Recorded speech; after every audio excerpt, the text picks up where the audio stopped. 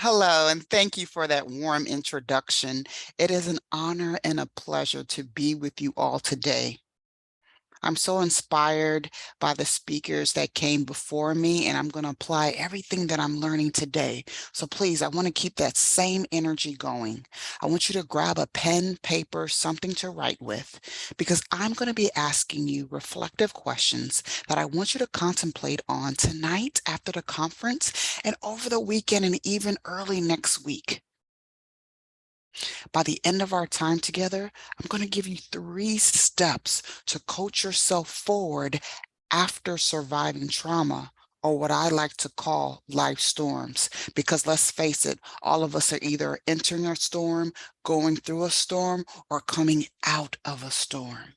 So do you have your pen, paper ready? Are you taking notes on your computer? All right, let's begin. Trauma is defined as a disturbing or distressing event or experience that leaves an individual overwhelmed and unable to cope.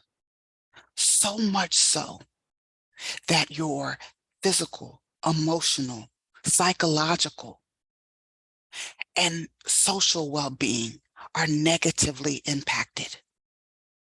I want to give you a few statistics. According to the National Center of Post-Traumatic Stress Disorder, 60% of men and 50% of women have experienced at least one traumatic event in their lifetime. However, here's another statistic for you. According to the Substance Abuse and Mental Health Services Administration, 1 in 4 children in the United States has experienced trauma by the age of 4. Now, trauma comes in many forms, many of which I can identify with and you can identify with. There's a loss of a parent or a loved one. Maybe you're going through a separation right now, or you've gone through a divorce. There's the end of a friendship, the loss of a job. Maybe you battled with addiction, or you had a medical misdiagnosis. All of us have gone through a pandemic. And then maybe you have survived a near-death experience. Now, for the Black, Indigenous, people of color population, our trauma experiences, they're higher than most. So much so that a traumatic event can seem like an everyday, ordinary day. We've become desensitized to it. And because of that, our mental and emotional health have gone through a negative cycle over and over and over again. But you survived. The message I have today is for the person who has broken the generational curses of trauma in their family. For the person who realizes that they are not the sum of failures in their lifetime, because failure is an event, not a person. You are not a failure. And this message I have today is for the person who realizes that the scars on their hearts and on their body is a living testament that they survived from what was meant to break them. You survived. Now what? If you survived any form of trauma, I want you to give it up for yourself right now, because you're here today. You're locked in, you're engaged, you're doing the work to heal. And I'm so happy that you're here today. Are you ready for the 3 steps to coach yourself forward after surviving life storms? Got your notepad ready? Got your pen? Let's go. Step 1, establish your vision. Coming out of my own life storms, all 5 of my senses were through the lens of trauma. I walked out of a storm, but inside of me, there was a storm brewing, full of pain, full of anguish, frustration, grief, depression, anxiety, fear. It wasn't until my mother unexpectedly passed in November 27, 2019, that I had my wake-up call. After her death, my family and I, we gathered at her home and we started packing up her belongings. But first, we separated them into three piles: keep, trash, and donate. I looked down at the three piles and I thought to myself, after everything that I've gone through, every trial, every tribulation, every storm, was this what my life was going to boil down to? I knew at that moment that I was merely surviving in life. I wasn't thriving. I never gave myself permission to heal. Imagine, envision what life would be like on the other side of my storm. I was stuck. I was holding on to the past and all these negative emotions that were no longer serving me today. Maybe that sounds familiar to you. So I want to take you through a coaching exercise. I want you all to close your eyes and I want you to picture my happy place as a place where I love to just reconnect with nature and I feel at peace here. Can you see it? Open your eyes. Can you see it? Now, there may be some yeses, nos. I don't know what you're looking at, Karla. I know what my vision is. So let me paint a better picture for you. Close your eyes once again. You can find my happy place on any coast. It's the perfect time to go to my happy place in the summer where you can feel the sun warming on your skin and you can feel the sand under your toes. And as you approach my happy place, you can hear the seagulls. And if you look up above, you can see them flying. You can even see people parasailing. But just when you get into my happy place, just don't drink the water there because it's a bit too salty. Open your eyes. Where's my happy place? Where is it? Yes, if you said the beach, you are correct. And see, when we pulled in all five senses, we can feel it, we can see it, we can imagine it for ourselves being there, right? We're all on the same page. So ask yourself, coming out of your storm, what does the other side of healing look like for you? Can you imagine it for yourself? Let me repeat that. Ask yourself, coming out of your storm, what does the other side of healing look like for you? Can you imagine it for yourself? What does it feel like? What does it look like to be embodied in it? Are your shoulders held back? Are you full of love? Second question, on the other side of healing, are your thoughts centered on a life full of possibilities, curiosity, wonder? Or are you weighed down by fear and anxiety? I'm gonna ask you again, on the other side of healing, are your thoughts centered on a life full of possibilities? Or are you bogged down by anxiety and fear? Third question, are you responding instead of reacting to life's challenges?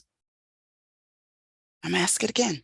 Are you responding instead of reacting to life's challenges? Because there is a difference.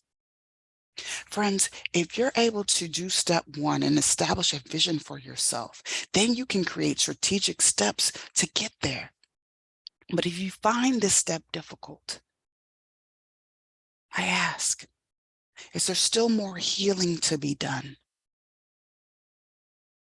Really, the first step in any transformation is self-awareness. So is there more healing that needs to be done? And if so, that is okay. I couldn't stand here before you if I didn't do the work to heal. And as I heal and more things bubble up in my spirit, there's more things that need to be addressed, we heal again.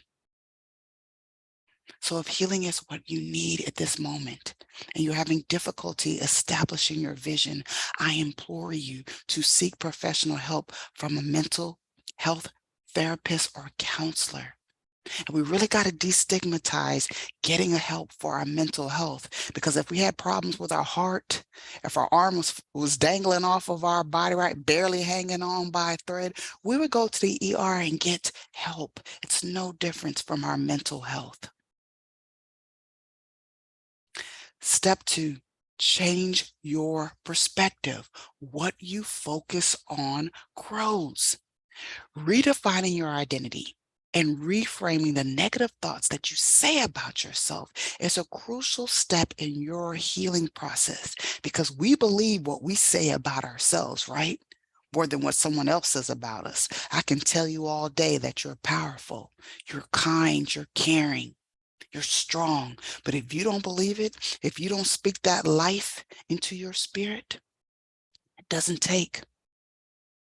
In fact, a study in Queen's University found that our brains generate over 6,000 thoughts a day.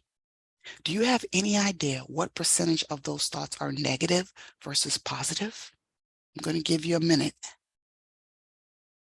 I'll play a little Jeopardy music for you.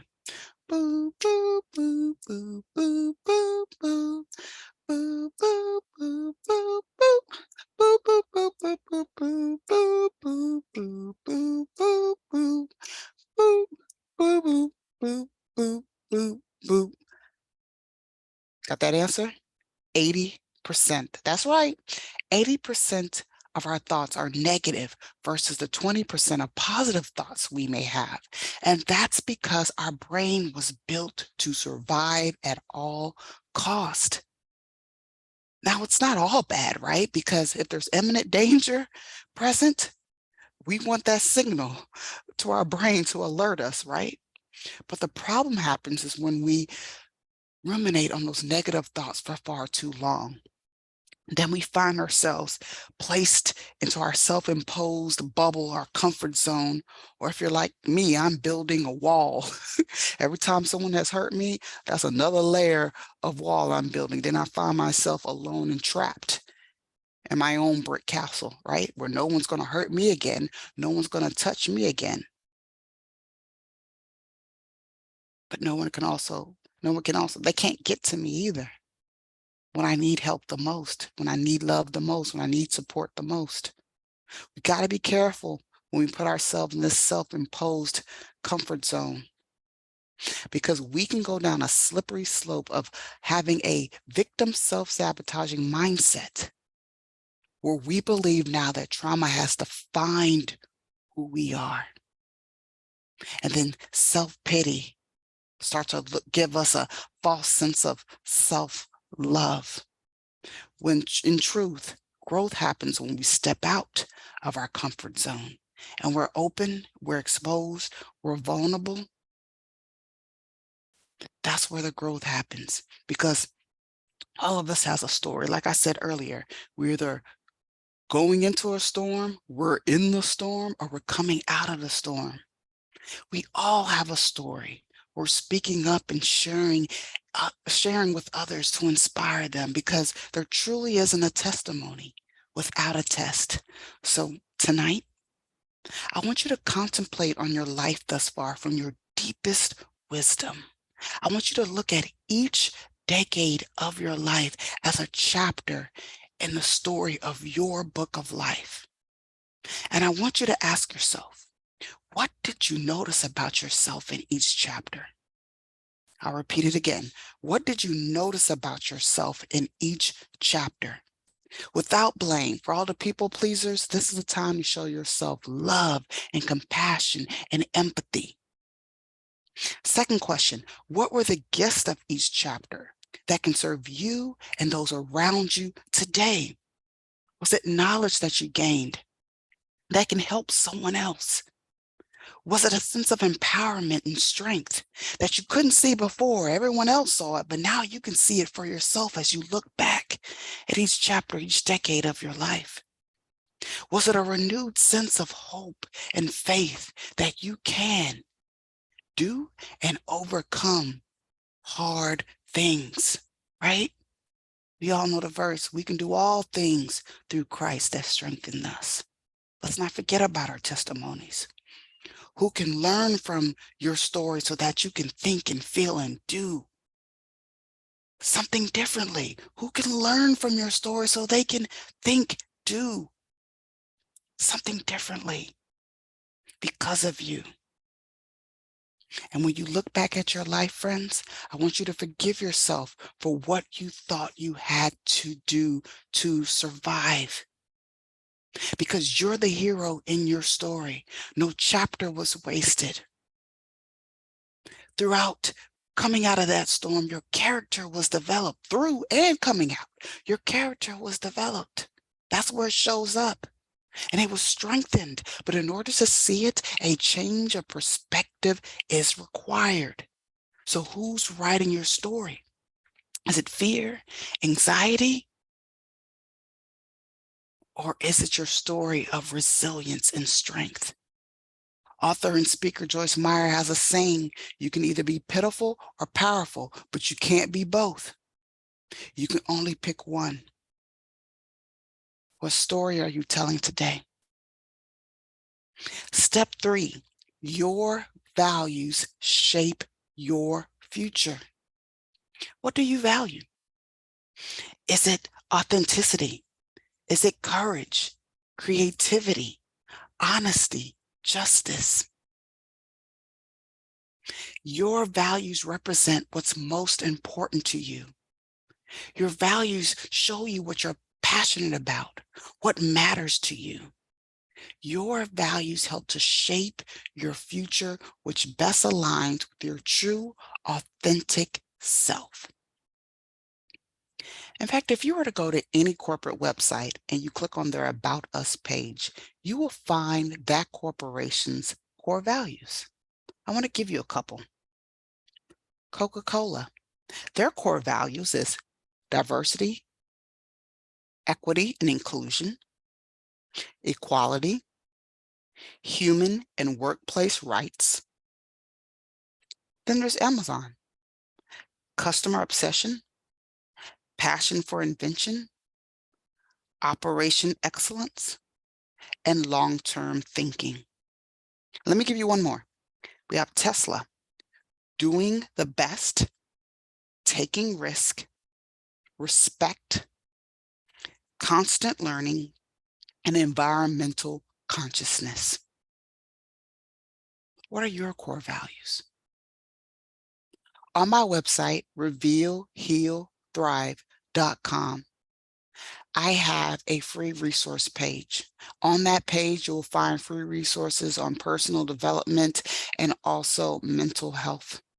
On the top of that page, there is a values worksheet. I want you to download that worksheet and pick your top 5 values, and then begin aligning everything you do around your core values.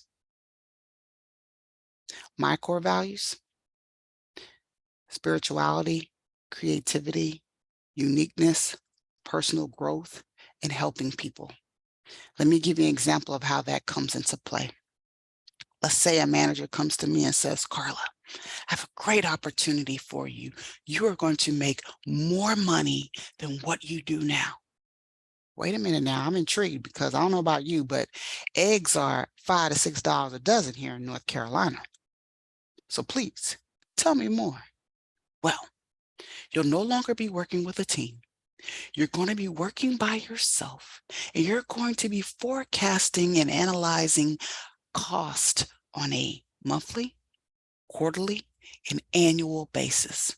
Now, I must admit, there will be long hours. You will have to work most weekends and holidays. But hey, we'll compensate you for that extra time. So what do you say? All right, let's pause for a moment. I just gave you my 5 core values: spirituality, creativity, uniqueness, personal growth, and helping people. And you just heard the job description. Do they align? No. This job will be a no for me. No, thank you. So let's keep in mind, When opportunities, situations arise, use your top 5 core values as a reference point to determine if this situation, if this opportunity will receive your energy or not. This goes for personal invites, networking events, who you spend your time with. Need I say extended family dinner invites? Hello. Ask yourself, who or what do you need to say no to so you can begin to say yes to yourself? Walt Disney's nephew, Roy E. Disney, states, it's not hard to make decisions once you know what your values are. Now, before I go, I want to wrap up all 3 steps. Let's go over it one more time. You survived. Now what? Step 1, create a vision for your life after surviving life storms. Check in with yourself. Is there still more healing to be done? And if so, seek professional help from a counselor or therapist. Again, on my website, revealhealthrive.com, on my resource page, I have references to mental health professionals that are available to you. There's no shame in seeking help for your mental health. We really got to destigmatize that. Step 2, change your perspective. What you focus on grows. If you focus on everything negative that has happened to you, you're going to get negative outcomes. So let's take the time to contemplate on the lessons learned in our life thus far and apply them to our life today. And then ask yourself, who needs to hear your story? Maybe it'll be you next time that's speaking at this summit. Step 3, identify your unique values. Understand what matters to you, what you're passionate about. Then start aligning everything you do around your core values. And do not relinquish it. Do not make it small for anyone. My friends, where pain, past, and your passion come together, that's where you find your purpose.